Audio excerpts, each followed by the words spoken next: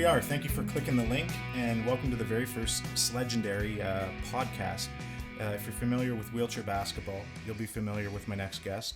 5-time Paralympian, 3-time gold medalist, and 1 silver, even though I'm sure he doesn't like to talk about that one. Inducted into the Manitoba Sports Hall of Fame in 2016. Inducted into the Manitoba Basketball Hall of Fame in 2013. Received the Queen Elizabeth Diamond Jubilee Medal, played in the 2002 NBA NWBA All-Star Wheelchair Classic, won 3 consecutive national titles and MVP awards at the Canadian Wheelchair Basketball League Open Finals with the Winnipeg Thunder, 2001 to 2003, captain club team RSV Londil in Wetzlar, Germany. I'm butchering that, I know. But this guy's won pretty much everything. They even paid him to go play in Europe and win all their tournaments over there, so he's won them all. I'm just going to say that because there's too much on this guy's bio, and the podcast is already too long for anybody that's impatient. World champion in both men's and junior, regarded as one of the best players in the game. I can attest to this because I grew up most of my life idolizing the guy along with many other players, and he's also a really good dude, and I'm glad that I get to call him a friend. So Joey's currently a coach with the Canadian Wheelchair Basketball team and has their sights on the next upcoming Summer Paralympics in Japan, and I'm happy you could take the time to do this. So let's get right into it, shall we? And we are live.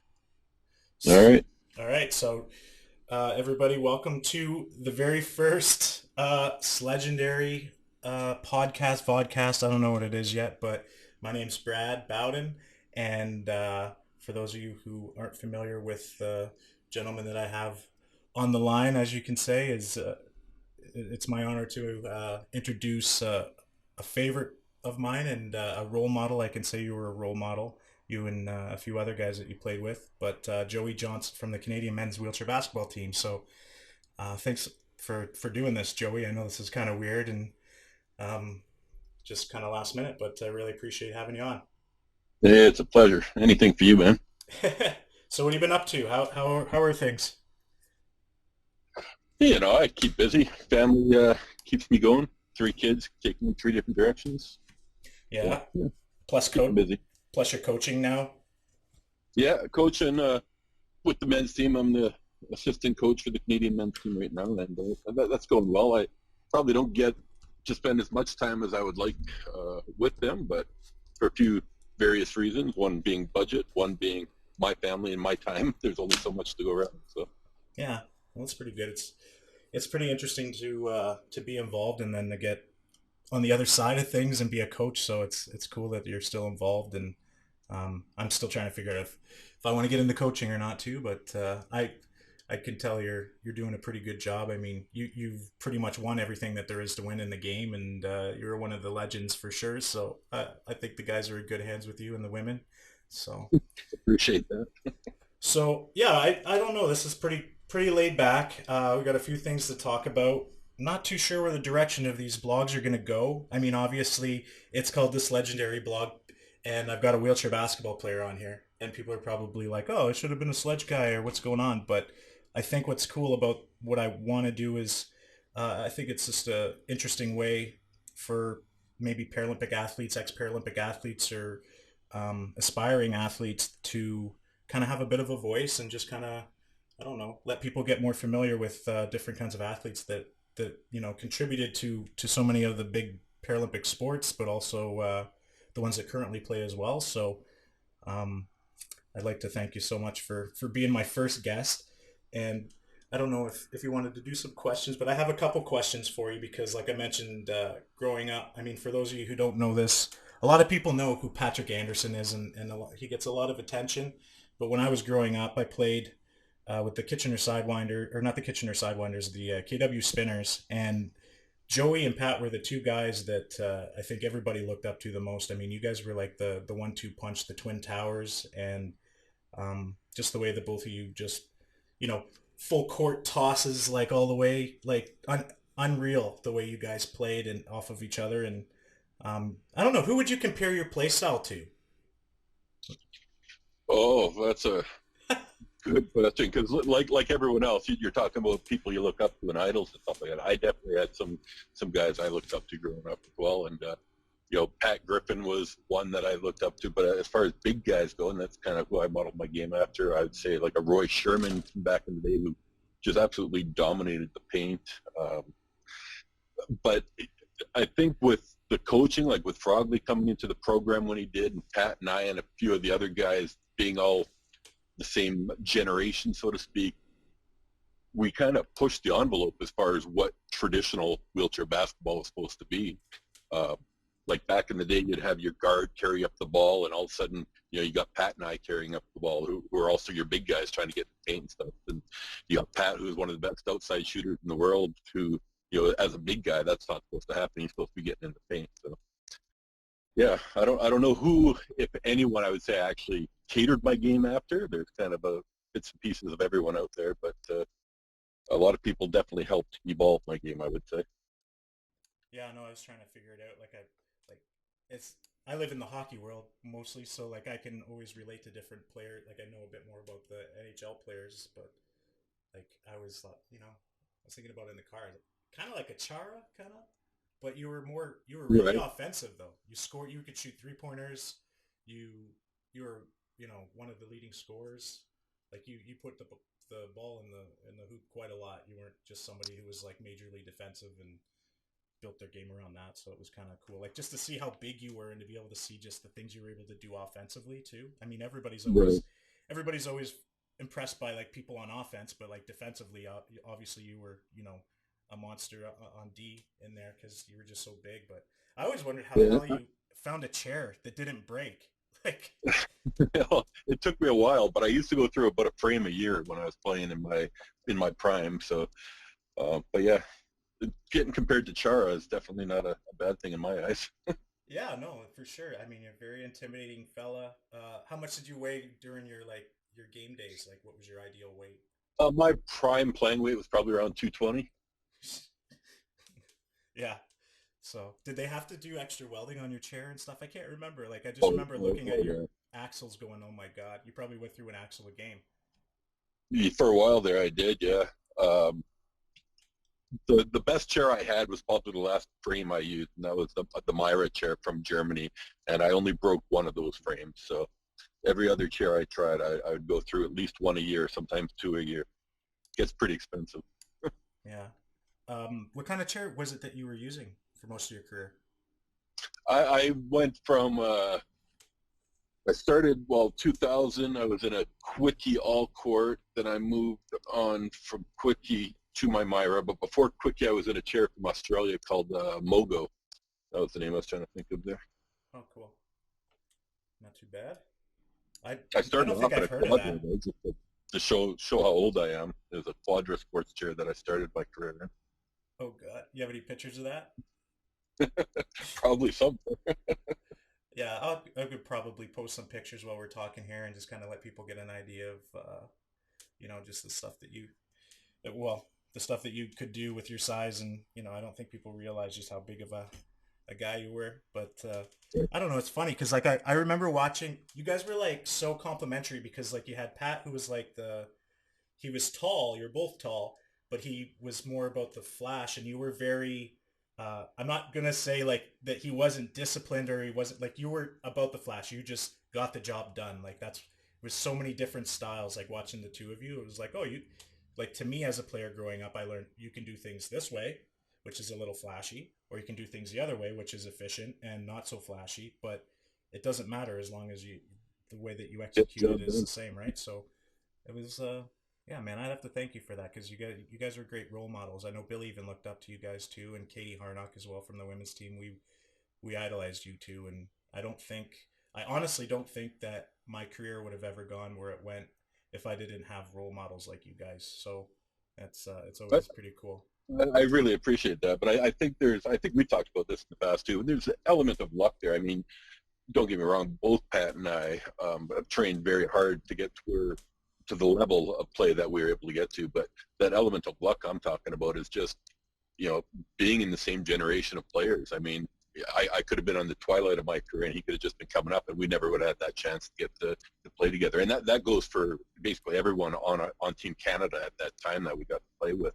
to make our run for those gold medals. But so element of luck kind of out of your control, but it was great to have someone like Pat really drive me in my career because it's tough to stay on top and be on top and to be one of the best. But when you have someone like that pushing you all the time, then it definitely makes it a little bit easier.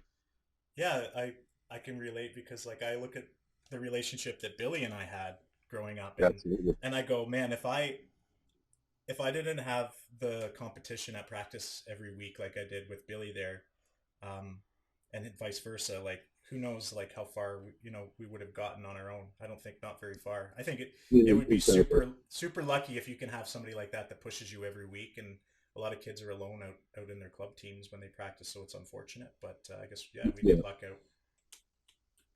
Yeah. So how is basketball looking though compared to future generations? Like the development of it, is it starting to ramp up more? More people are starting to learn about the sport after the games, and more stuff online. And I don't know. There's been quite a lot in the news and stuff like that. Do you find that there's more players coming into the game, or do you find that it's tougher to get more people involved? Um, it's interesting because I'm only involved at the high performance side of things right now, and I've really kind of with my kids and stuff. I've been really focusing on my family. So grassroots level, I haven't had the opportunity or the time, I should say, to really get involved with that. But domestically, I feel that a lot of our domestic programs have been struggling over the last 10, 15 years. And there's a number of factors that play into that. But high performance side of things, yeah, we went through a bit of I would say a turnover phase there. Where we had a number of veteran players step down all at the same time, and that's going to hurt any program. So Canada took their lumps there for a couple of years, but I do feel that we're in a good spot right now, and we're trending in the right direction. It'd be nice to get a few more younger guys coming up, but I think that speaks to our domestic programming once again. Once we can fill in those junior ranks with some more athletes, and I think they're out there. Um, yeah, I think we'll be in pretty good shape for a few years to come. Yeah, I kind of see basketball similar to hockey. I mean, we lucked out. We have quite a good core group of guys that are young coming up, but development's been lacking. I think it's always lacking in both basketball and hockey for a while. Like I feel like it's just a cycle. Like there's every sport goes through its cycle, where Yeah, absolutely. you build it up and you get the right people in there, getting the right experience, and become something for a couple years, and you go on a couple runs and you're successful, and then all of a sudden people move on, get older, retire or whatnot, and and then it has to go through another phase where new blood comes in. So I Yeah, and it's always a struggle too, with especially with adaptive sport. Like I think every sport, women's sport, any sport will have these struggles, but with adaptive sport, it's very cyclical in my opinion, where you have your highs, but when you have your lows, it's really low, and you just don't have the numbers. I think it has to do with consistent programming, and I see the frustrations in different provinces and different areas where. At some time you could have 20 kids coming out to your program, and you think, "Oh, this is great," but when they kind of age out and stuff, and all of a sudden the numbers dwindle, you're down to 5, 6 kids. It's hard to constantly have good practices or good programming in place to have those five or six kids coming out. Yeah, no, for sure. It's interesting too because now that inclusion is becoming more mainstream, it's kind of helpful now that more people are being told, like we want more able-bodied people involved in sport. Like obviously Pat posted that video about his view on Yeah, inclusion, and obviously you come probably from a club team that's always had able-bodied people involved, at some I, point. I can honestly say I wouldn't have had wheelchair basketball if it wasn't for inclusion. Manitoba went through a pretty good run there in the late 70s, early 80s, I'd say, where we had a huge population or disabled population playing the game here. But then through the mid 80s to the mid 90s, we relied on our numbers were basically our able-bodied athletes coming out to make good practices, and we still had our disabled athletes present, but this just having the ABs out there afforded us more opportunities to play. Like we could actually have a scrimmage of 5-on-5 because we would have 4, 5, 6 ABs show up to a practice session. So I'm very thankful, and I appreciate the inclusion and having the able bodies in our sport. Yeah, no, it's funny because I remember when I was young, like you probably remember the attitude that was being thrown around about able-bodied people playing like disabled sports where it was taking away from another person who was Oh yeah, potentially could have played who has a disability. But the more that I see like being involved in inclusive programs at just the recreational level, I see how hard it is to get bodies out just to make numbers. And yeah, you definitely need able-bodied people involved to make that work. And um, the cool thing that I like about that aspect is like those people uh, get to have a different mindset, learn a lot about what it's like to be a disabled person, or see a little bit about see the other side of things, but not have to be disabled. And then if anything ever were to happen to them or someone that they love, they have that education and they have that information where they could send people to play a sport that they learn absolutely. about through that. So um, wheelchair basketball is definitely a pretty good conduit for that. It's like the gateway. It's like the gateway sport for other Paralympic Well, sports. I've always said education is the only cure for ignorance, and that it's just breaking down barriers.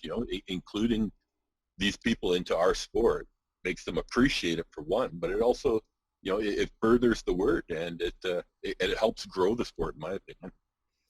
Yeah, and I think what a lot of people don't. We've talked about this off the line, but just about the skill level of most able-bodied players. I mean, would when I think of an able-bodied player, I think of you like Jerry Tonello. Like he was a good player, and Yeah, like Andy from Kitchener, yeah, just to name a few. I mean, Dayton Sofa, like guys like that were really really good, but most of the or able-bodied players weren't that skilled. So those are kind of rare players, and I think the important thing to remember, just if anyone can learn anything from listening to us talk, sorry, I'm rambling there, but is that most able-bodied players aren't amazing at disabled sports because if you think about it, we're using our arms more, and we've got a bit of an advantage as well. So it's pretty cool to see a lot of skilled able-bodied players come up too. So, but absolutely. And people have to realize too, it is a sport. No matter which adaptive sport you're talking about, it is a sport. And I say it to my kids all the time: if you want to become good at something, you have to practice it. And not a lot of able-bodied athletes have the discipline to want to pursue an adaptive sport because they have their own interests that are taking them other places. So when someone does find wheelchair basketball as an able-bodied person or athlete and comes and takes that time, like a Jerry Tonello, as you mentioned, and fine tunes his craft in that sport, good for him, great. yeah, all But I see through that there's a is few and far respect. between. Yeah, it's just it's kind of cool because you see the respect from that player. Like that guy doesn't have to train for this sport; he could go play any other sport, but he loves this sport. So Exactly right. yeah. Yeah.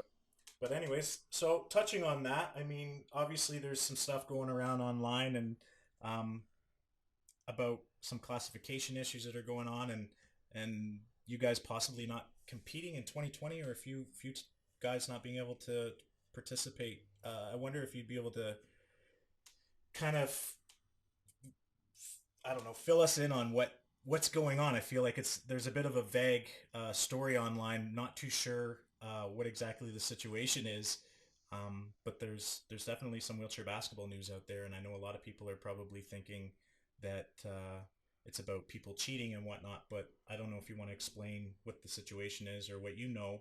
Yeah, well, I can explain it as far as I know it or understand it anyway.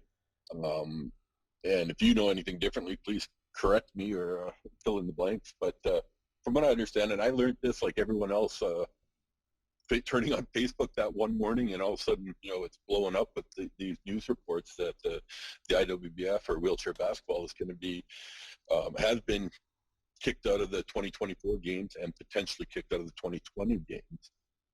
So the gist of it is that IPC, the International Paralympic Committee, runs all the international Paralympic games, so the summer and winter games, and they have a say in which sports obviously compete in those games. And they have a philosophy which helps guide which games get to participate.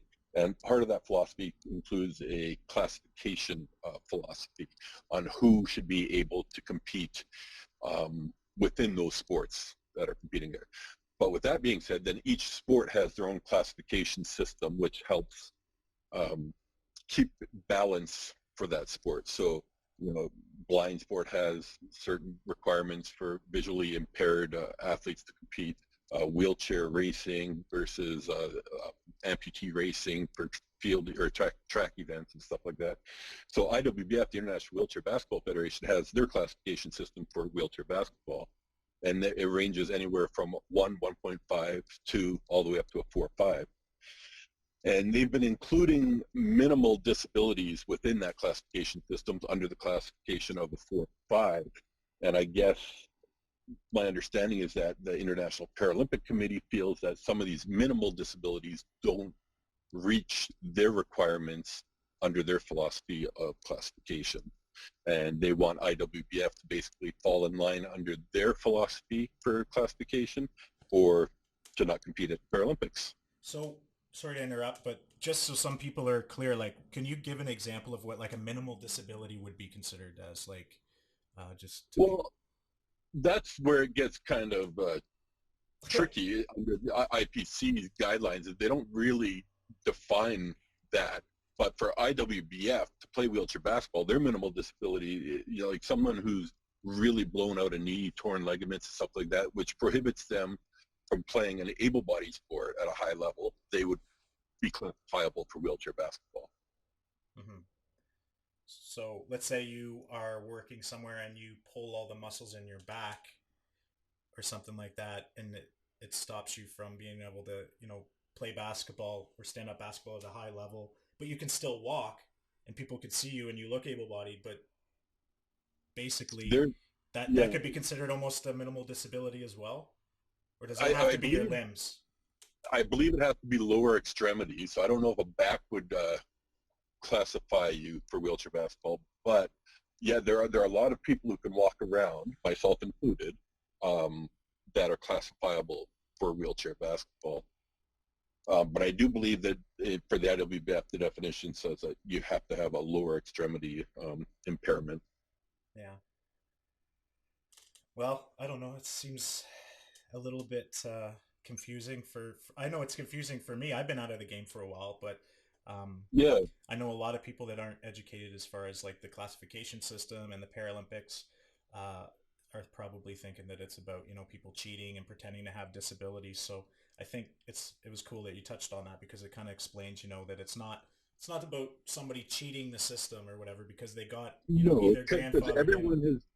everyone who's sorry to cut you off there, but everyone who's been classifiable or classified through the IWBF has gone through a vetted system where they have to have like scans or x-rays, and they go through a whole procedure through the IWBF's own classifiers, and they look at it and deem who is able to participate in wheelchair basketball or not. So it's not like they're just picking every Tom, Dick, and Harry out. Oh, this guy looks good. We'll get him classified.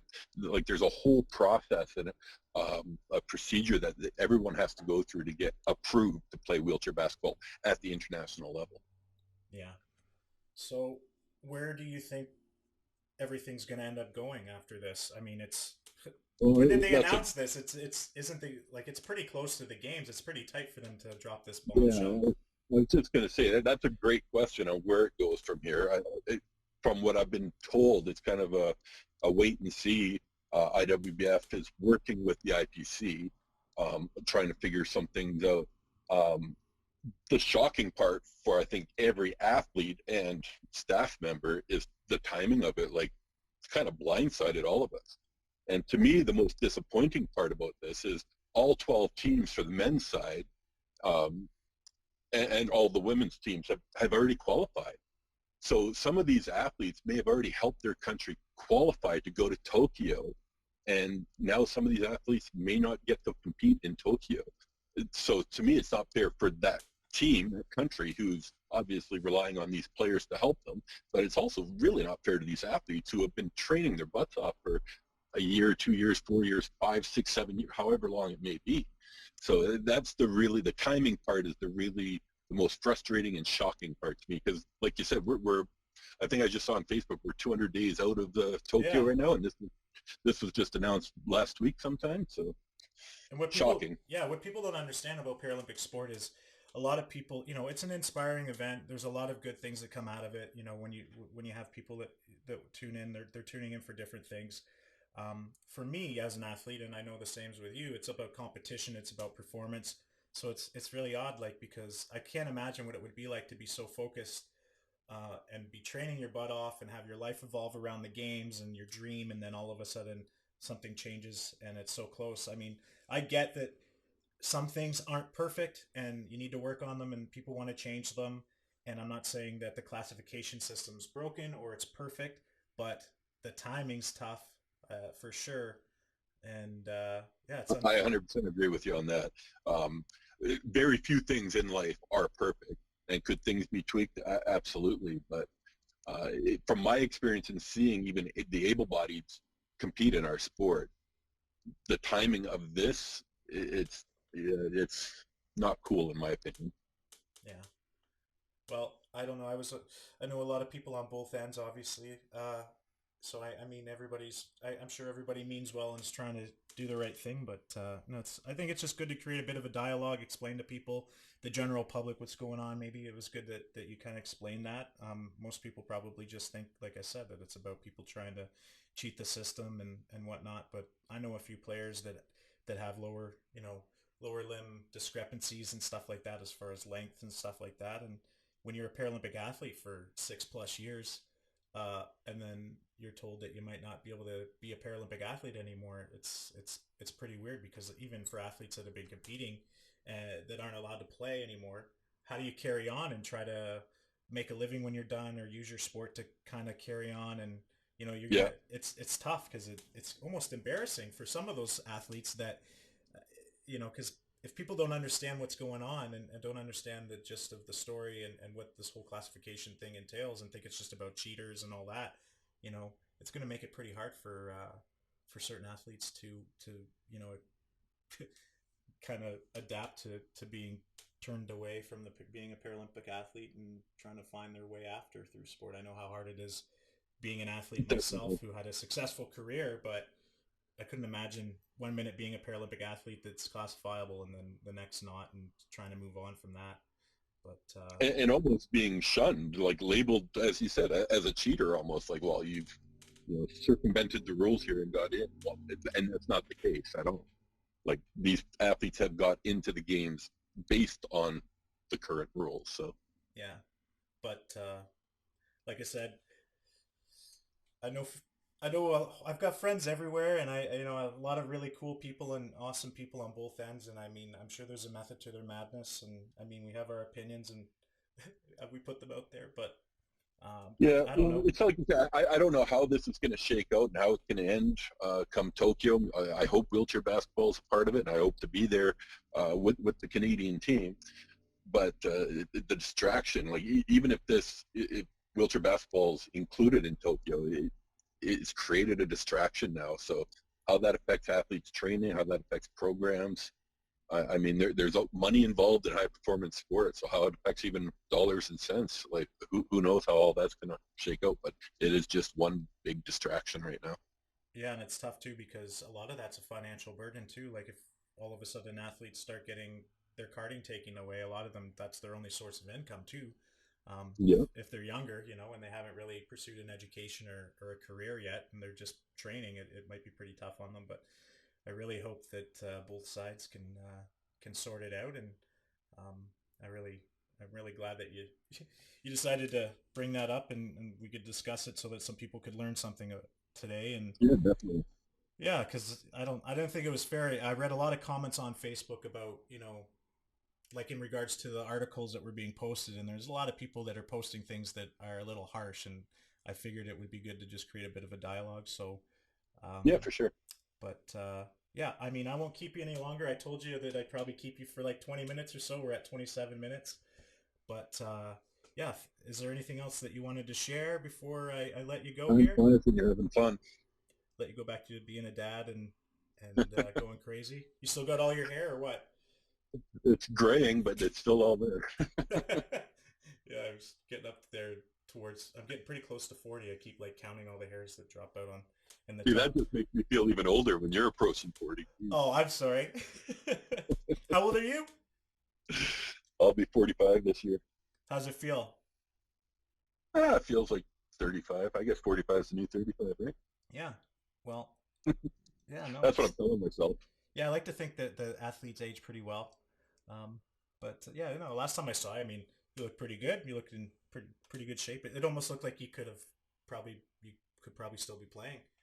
No, you're so flattering. But anyways, yeah. Thanks a lot, buddy, and just wanted to thank you again for Yeah, no helping worries. me out with This is this good. new project, and thank you to everybody else that actually clicked the link to listen in. And I mean, you can tune back in. I'm going to try to release one of these probably at least every month, but I don't know, probably on every weekend if I can, just to get somebody on here and maybe see if I can make something of this and create a bit of a voice for some of the athletes as well, and let people kind of get a source for Paralympic sports, and maybe educate themselves about what's going on and what's actually going on in the athletes' heads as well. So thank you so much for hanging out, and I will definitely be following the news and following your team, and I wish you guys all the best, no matter what happens, good or bad, or playing or not. I'm sure you guys will figure it out. You got a great sport and a lot of